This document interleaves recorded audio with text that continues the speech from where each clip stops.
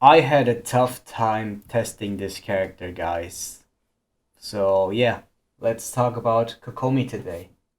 Before we dive into the topic of today's video, I'd like to use the opportunity to do some advertisement for the channel. So one of the biggest goals of becoming a content creator for me was to hit that 1000 subscriber mark on YouTube. We're still on the way to go, so definitely make sure to subscribe to the channel if you enjoy the content, of course, if you want to support the channel, and if you want to support me getting closer to my goal.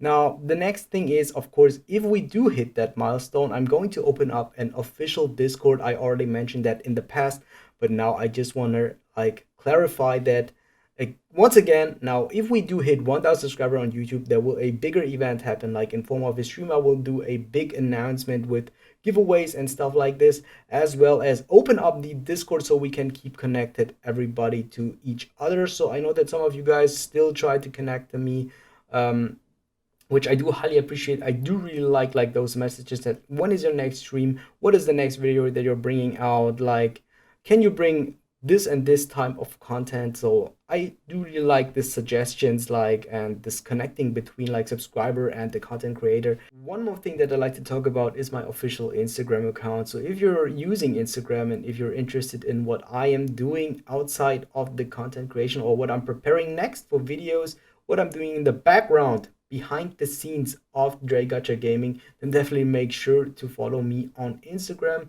Announcements happen there first before they would happen anywhere else. Alright, and that's enough talk and advertisement, and I hope you guys enjoyed the video.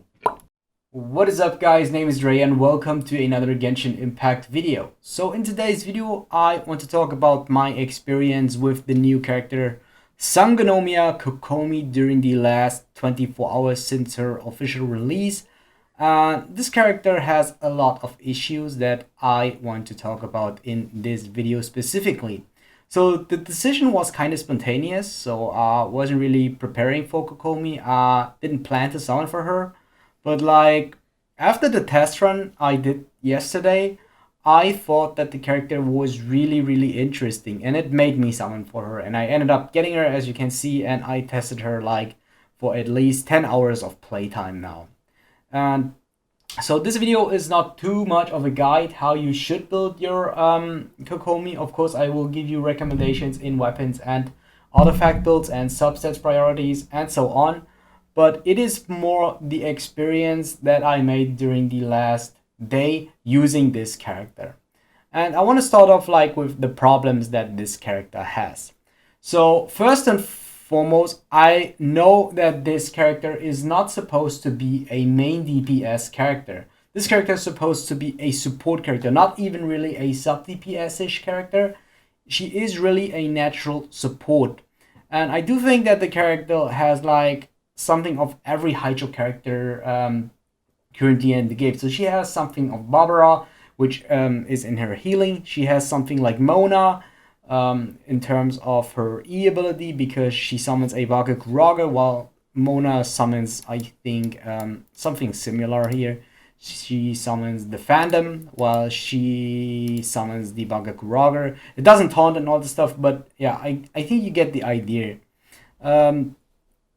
And the thing that I thought about Kokomi is, why do they only buff her damage with her kit when she is a supportive character?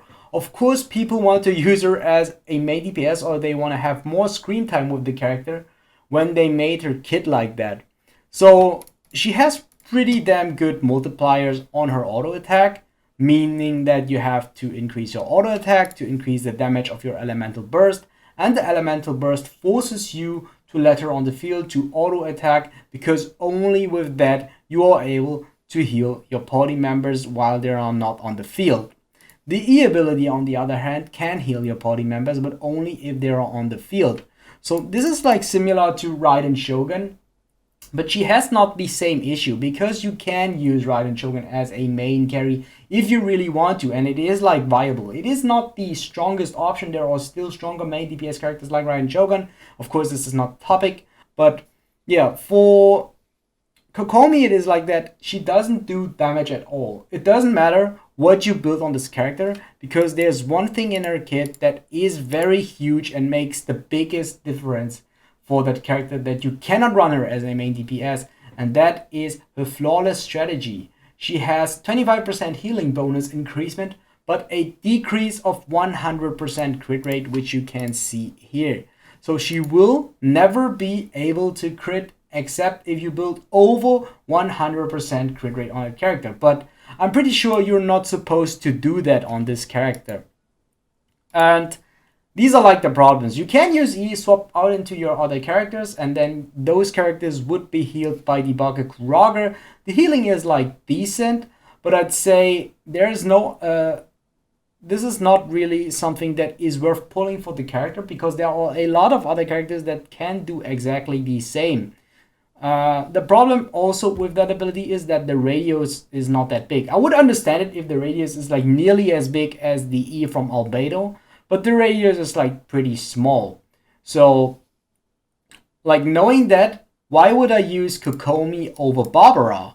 Because if I use Barbara's E, I never have to place that anywhere. I just gotta press E, and every active character that I get will have the healing from the E. The only difference is that the duration is 15 seconds and the cooldown is 32 seconds, means there is a off cooldown of 17 seconds. That makes the big difference between those two characters. While Kokomi's off cooldown is just 8 seconds, and you can reset the duration of her E with her elemental burst. So you can keep the E, but you have to stay in that radius to get the healing, and otherwise you have to use your elemental burst to auto attack your enemies so you can get your healing back to your characters. And that is like the thing that I think is kind of strange. So you want her to be on the field, and you also don't want her to be on the field.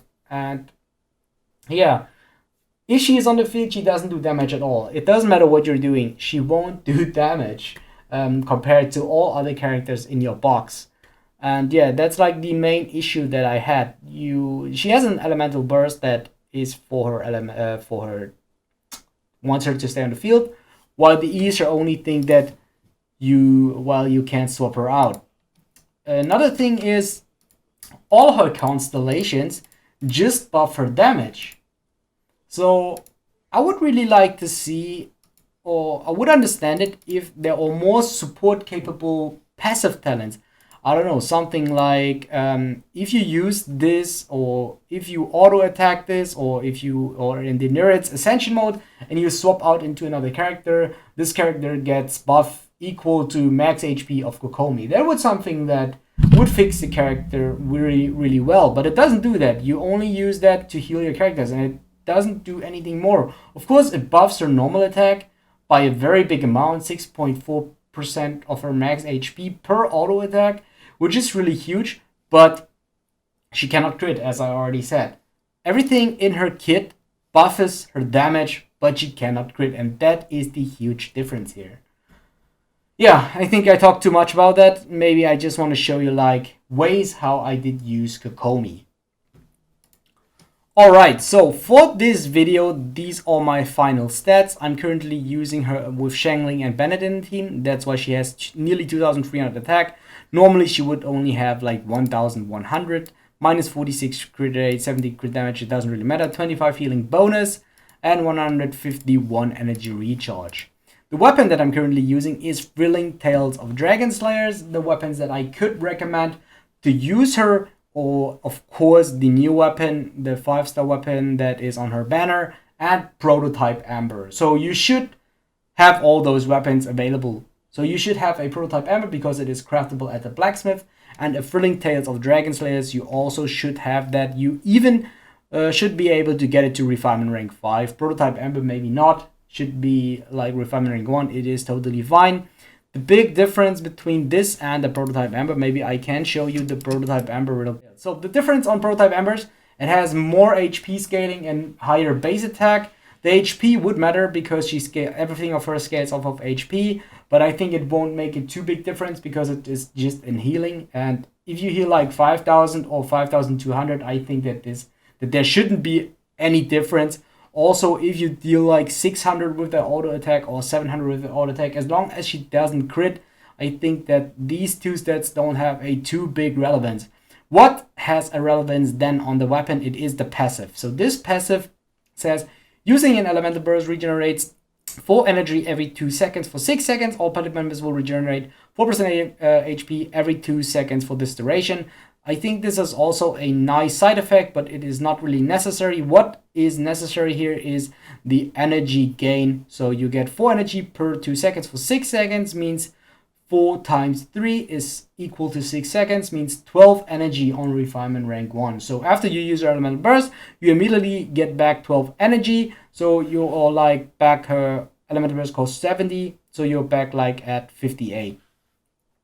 So I would say that none of those two weapons is specifically better. It's pretty much whether you like the attack buff from Thrilling Tales. So if you swap out the character, your active character will get a 48% attack buff for 10 seconds, while with Prototype Amber you can buff the energy recharge gain of your team. So if you feel like you want to use the elemental burst more often, they are not up in time, then I would recommend Prototype Amber.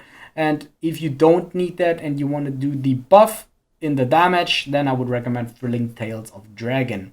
I personally do like this weapon a bit more than the Prototype Amber, but it's just because most of my team comp I build them so that they do not have any energy problems. Yes, for artifact sets, I did use the Tenacity of the Millilith. This is basically Zhongli set. That's the reason why it has so much crit rolls. But in terms of subsets, I would really focus on HP percentage, HP flat, and energy recharge. And I would go for HP on time, HP on goblet, and HP on circlet. Not anything else. So yeah, maybe healing bonus on the circlet, because I think it will do a little bit more damage and it will heal a little bit better. Normally I think healing bonus was like the most useless stats in the game, but with Kokomi, or especially on Kokomi, I think that healing bonus is the way to go. So you can go HP, HP, HP, or HP, HP, healing bonus. And yeah, you do not need any crit rolls. Attack percentage could be nice, but I would really focus like on something like this: HP percentage, HP, and energy recharge, so you get the elemental burst more often. You're not really supposed to do any damage. The thing that I like is on Tenacity of the Millilith is if you use an elemental skill, the attack of all nearby party members is increased by 20%. And their shield strength is also increased by 30%, which we do not have because she doesn't generate a shield.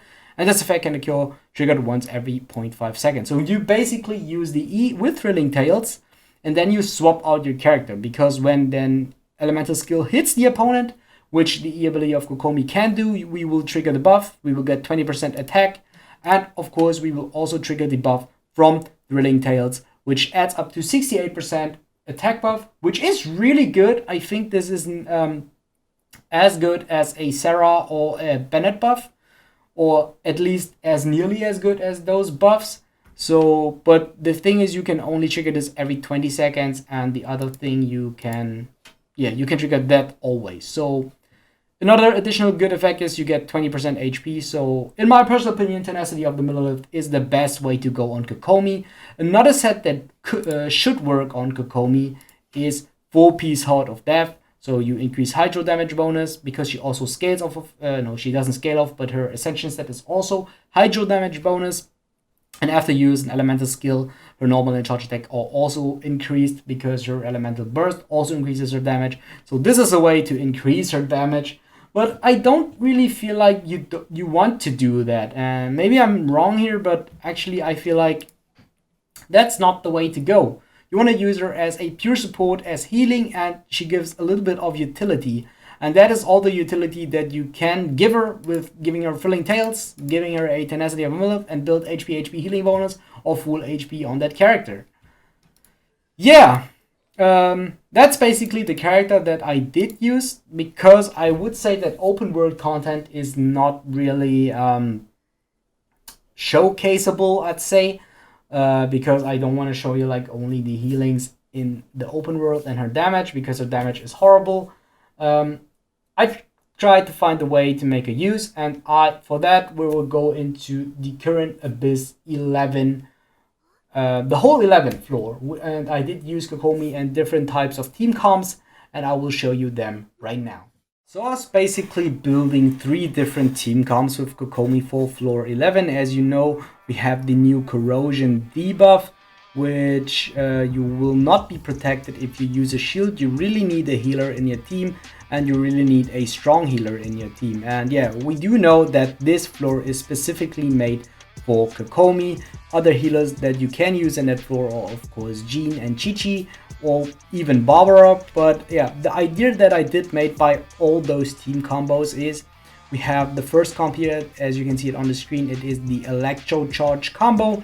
I tried to enable like all the sub DPS characters only with using Kokomi. So I used Fischl, Beidou and Sincho, and I used all their elemental burst. Afterwards I swapped back into Kokomi and used her E into her elemental burst, which means that I can heal back up all those characters because they will get damaged by corrosion. And while I'm attacking with Kokomi, because of the sub DPS abilities, they will attack with Kokomi while Kokomi heals them back up.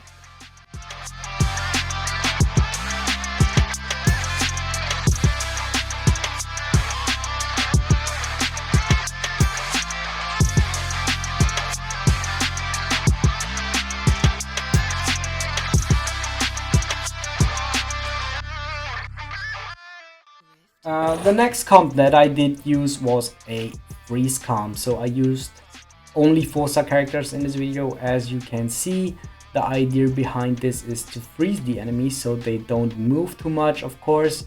And it is kind of the same. You use all your abilities and then you swap into Kokomi and let her auto attack.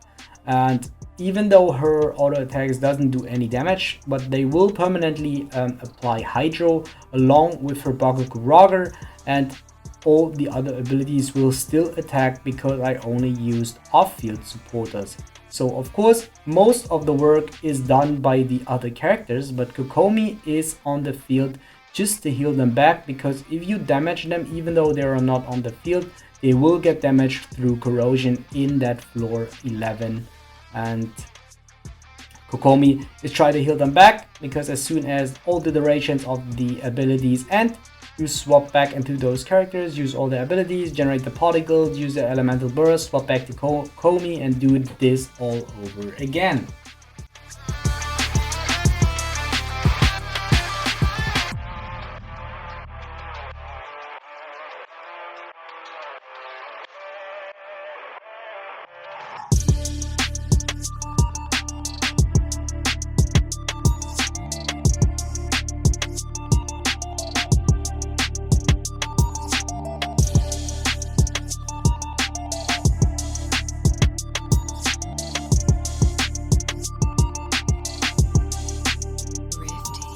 So the last comp that I did use was a Babe comp. This was a bit easier because I had Bennett as a second healer here, but he was mainly there for the attack buff. So I always started off with Bennett, into Sucrose, into Shangling, and then I swapped into Kokomi. The good thing here for Kokomi was if you always use the Bakuguraga and auto attack, then the elemental burst or the Pyronado from Shangling will always vape. And as you can see, the biggest numbers are always from Shangling, with Kokomi attacking before, and while she's off the field, of course, we get back the healing done from Kokomi, because with her elemental burst, she's able to heal back all the other characters.